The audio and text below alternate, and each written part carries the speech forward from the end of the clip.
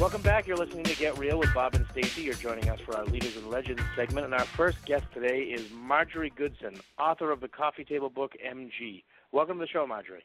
Thank you so much, Bob. Great to be on the show. So I want to give everybody a little more background on Marjorie. She is the daughter of Mark Goodson, creator, producer of some of the most popular game shows in the history of TV. Family Feud, The Price is Right, Match Game, To Tell the Truth, Beat the Clock. She recently published her first luxury coffee book called MG. She has been seen in Cosmo, Lifestyle Magazine, and Upscale Living Magazine. She lives in Beverly Hills. The book, and by the way, for anybody listening to our program, my bio is going to do not enough justice. You have to go to her website, marjoriegoodson.com, because the pictures will just absolutely pull you in. But the book includes 153 commanding and empowering images by noted Romanian-born art and fashion photographer Andreea Radatui. I'm probably screwed that up, but That's okay.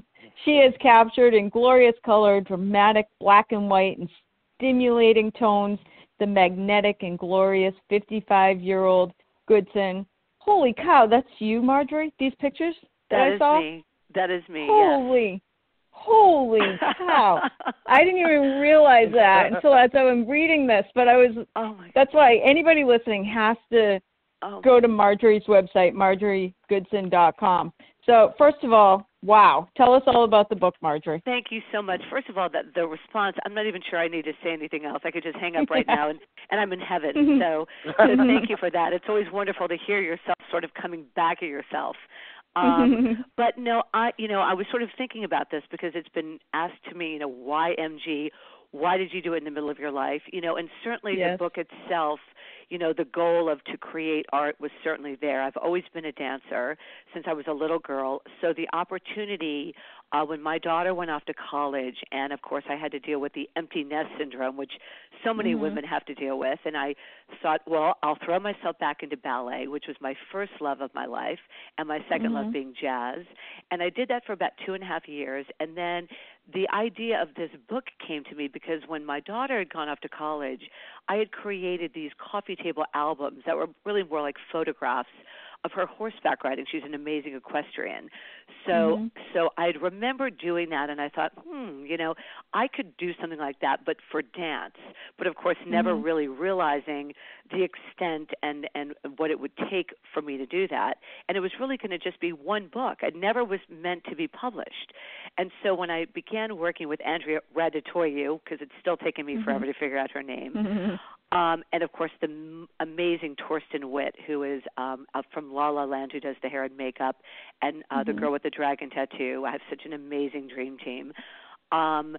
We got together, and this book started to come about of me dancing and doing different images and different types of imagery. I didn't want it just to be dance because at my age, at 50, I'm not a young ingenue anymore. I'm gritty, I'm edgy, I'm provocative, and I think that all comes from just years of living and doing. And so I wanted to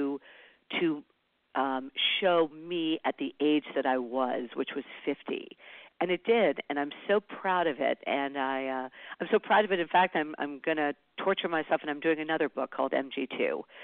So, which is even more insane and deals with a lot of paint because I'm also an artist and I paint. A lot of people don't know that, but so I wanted to use paint as what I call my dance partner. So that's going to be a lot of fun and very messy. So, do you still dance? Oh, I do. Oh, absolutely. I take ballet and I do mostly jazz classes now. But I have been injured. I've been injured, so it's a little difficult. Okay. Because I want your legs. Like, is that from? So, for example, like I've never been to a bar class, but bar is off of like ballet, correct? Yes. It's a wonderful combination of the sense of it brings in that dance element. So working at the bar, doing pliés, doing leg extensions. a very good friend of mine named Marnie Alton, who is amazing out here if you ever come out to Los Angeles. And she does an amazing bar class and is very sort of spiritual and sort of it incorporates everything, the mind, the body, and all of that. So, right.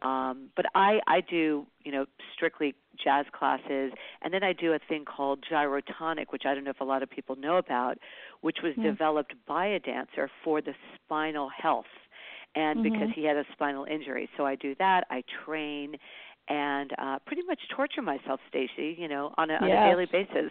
I don't stop moving. Yes, but you can see it in the pictures. They're phenomenal. Now, I know that this book is somehow connected, or you connected it to the Actors Fund Career Transition for Dancers program. Can you tell us about that program and why you support them? Yes. Well, actually, it's for my second book coming up, but it's really I've always been very philanthropic, and I think one of the things is that when I started creating my own art, I also wanted to, once I saw the reception of how this book was being seen and that I could actually have a voice with this book, I really wanted to give back. And so I thought, what better? Someone told me about the career transition for dancers and that it was under the umbrella of the Actors Fund. And I was like, bingo, like this couldn't be more perfect for me, because as a dancer, someone who is also in transition in her life, moving through her life, I thought this is perfect. And what it is programs that deal with for dancers who have been dancers in professional and otherwise other means, and they're moving out of that career and looking for another career, another opportunity in their life. And what it does is it sort of allows this seamless transition, both psychologically and and otherwise, to go into another phase in your life. And I thought, this is so custom made for me. I can't stand it. Like, you just sort of wait for those gifts. And because you go out and you think, I want to do something that has meaning for me, and that if I talk about it, it's really going to speak to me. And so when someone told me about it, I was like, I'm done. Like, this is just perfect for me. And it really tells me about, where I'm at in my life, because that's what I feel, that I've reinvented my life after my daughter went off to college, and that art never has to stop. Your passion never has to stop, that you can continue at any age, because I say, art has no rule books. There's no oh, I'm 50 now or I'm 60 now, and, you can do it at any age.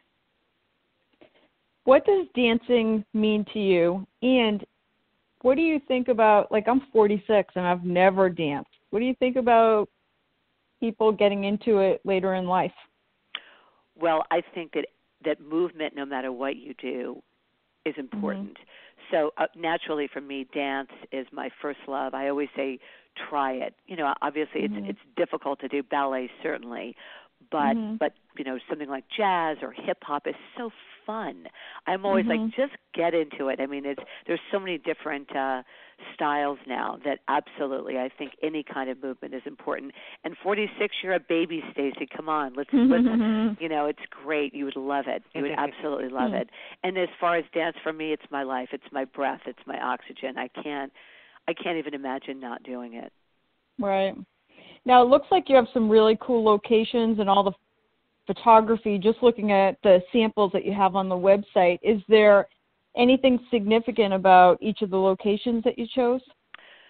They're significant in that that I wanted something that had sort of a gritty, textural element to them, and so very architectural. So, for example, some of them were downtown, dealing with cement and sort of this edgy, raw, sort of slightly dirty element.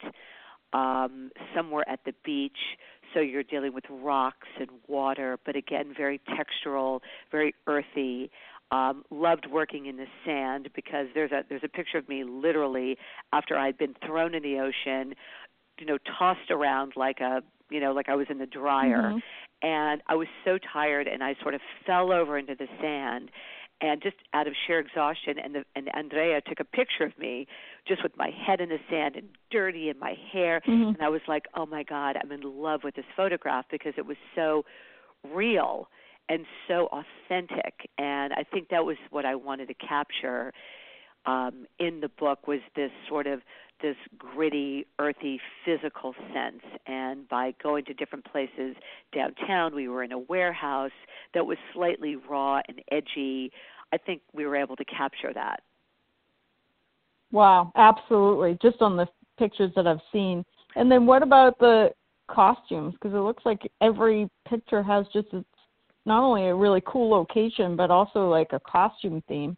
Right. Well, some were mine. Some were, just an element of like a shirt. Some I had nothing on. So, I love that sort of what I called. I really wanted to celebrate the body physical, and so I wanted whatever I was wearing to really show the body, but not in a sort of sexy way, but really just from a physical standpoint, that it would allow me to show the work that I had done.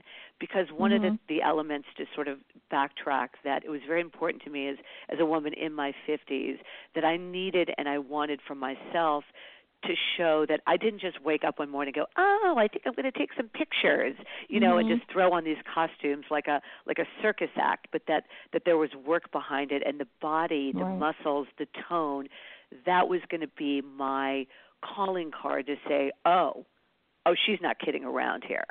She really does do this. Like this didn't just happen overnight. She didn't put on some stockings and go to, and just hire someone and say, oh, I'm going to stick my leg up in the air, but that, there's really work behind this. So the costumes were one, like, for example, there's a nod to Broadway, because I've always loved Bob Fosse.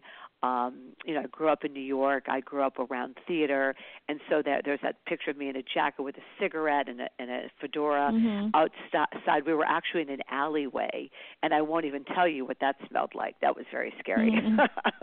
But sort of have that sort of backstage, authentic feel to it. So, yeah, it was a fun character development for me. So I think so many women would say to themselves, like, who am I to expose my talents to the world?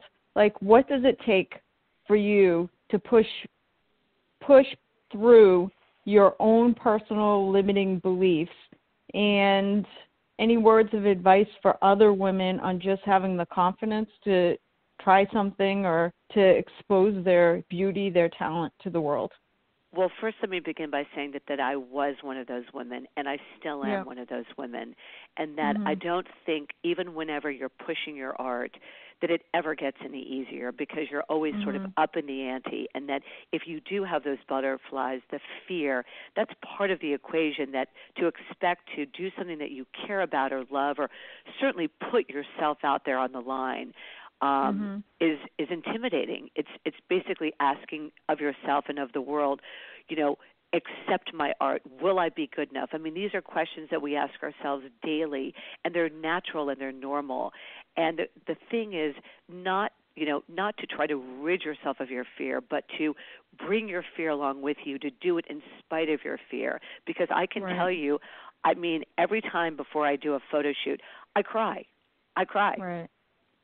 Because it's scary. You just don't know. Will this time will I do the right thing? So that fear is just part of it, and I say go for it.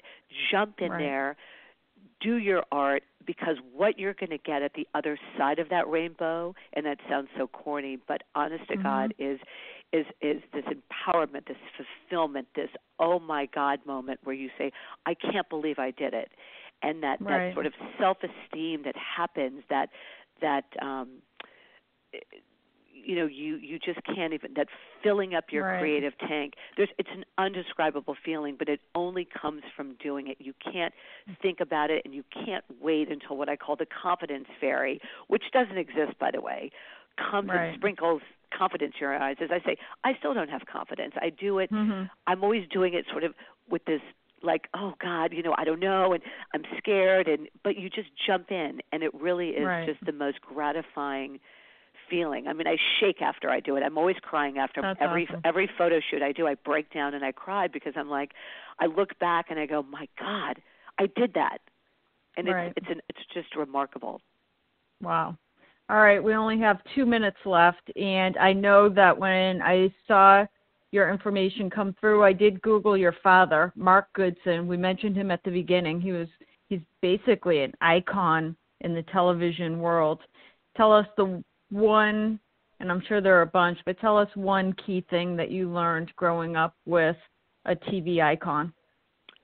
Well, I grew up with a man that was hardworking, creative, loving, who never believed in taking shortcuts.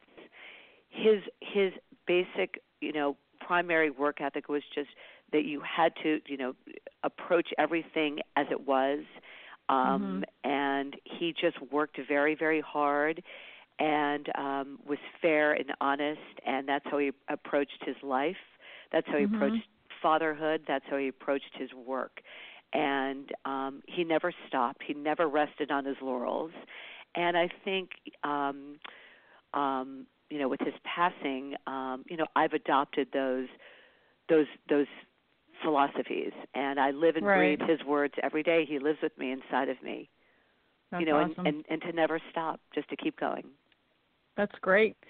So thank you so much for joining us today, Marjorie. Anybody listening, please go to her website, Marjorie Goodson, GOODSON.com, MarjorieGoodson.com.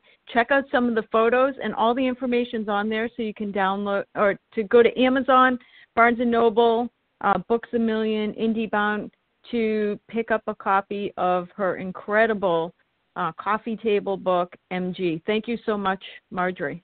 Thank you, Stacy. Thank you, Bob. Thanks, been great. Marjorie. Thank you for letting me carry on. You're very welcome. It was great having you. Thank you so much. I really appreciate it.